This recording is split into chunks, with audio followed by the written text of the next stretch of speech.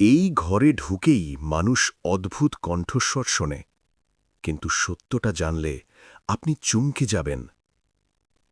Black room experiment, একটি সম্পূর্ণ অন্ধকার ঘর, যেখানে আলো, সময়, দিক সব হারিয়ে যায়।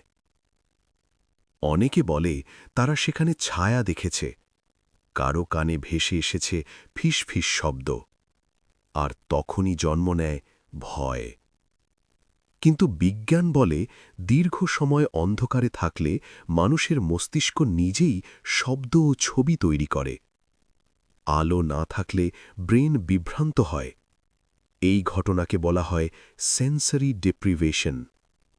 তাই ওই ঘরে কোনো অশুভ শক্তি নয়, ভয়ের আসল উৎস ছিল মানুষের নিজের মন। আরও রহস্যের সত্য জানতে চ্যানেলটি সাবস্ক্রাইব করে রাখুন।